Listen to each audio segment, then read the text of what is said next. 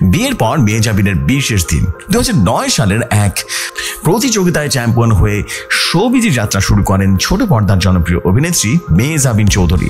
তার 2 দশকের কেরিয়ারে অসংখ্য নাটক বিজ্ঞাপনের মন জয় করেছে দর্শকদের। শুধু ছোট পর্দাতেই নয়, বড় পর্দাতেও অভিষিক্ত হয়েছে, জনপ্রিয়তা পেয়েছেন এই অভিনেত্রী। এর পাশাপাশি মেহজাবিনের ব্যক্তিগত জীবন ও সমালোচনা কিন্তু ঝড় তুলেছে। মাস কয়েক আগে মেহজাবিনের দীর্ঘ 13 বছরের প্রেমের পূর্ণতা পায়।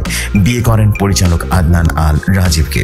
এদিকে গত শনিবার 19 এপ্রিল ছিল মেহজাবিনের জন্মদিন, অর্থাৎ বিয়ের পর প্রথম জন্মদিন উপভোগ করবেন এই অভিনেত্রী। এই প্রসঙ্গে মেহজাবিন বলেছিলেন, বিয়ের পরপরই শ্বশুর বাড়িতে উঠেছি।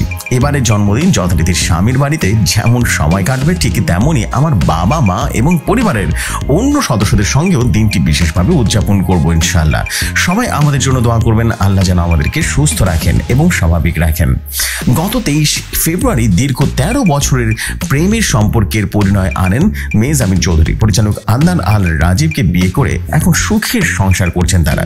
2009 সালে লাক্স চ্যানেল আই সুপারস্টারে প্রতিযোগিতায় চ্যাম্পিয়ন হন মেহজাবিন চৌধুরী। তার অভিনীত প্রথম নাটকটি ছিল ইফতেখার আহমেদ ফাহমি পরিচালিত তুমি থাকো সিঙ্গাপুরে। এই নাটকের বিপরীতে অভিনয় করেছিলেন মাহফুজ আহমেদ। এরপর তিনি এক এক করে কাজ করেন। মাঝে মাঝে তব দেখা পায়, কল সেন্টার, মেয়ে তুমি শুধু আমার, আজ ভালোবাসি মনে মনে, হাসো আন লিমিটেড সহ আরো অনেক কিছুই নাটকে তিনি অভিনয় করেছিলেন।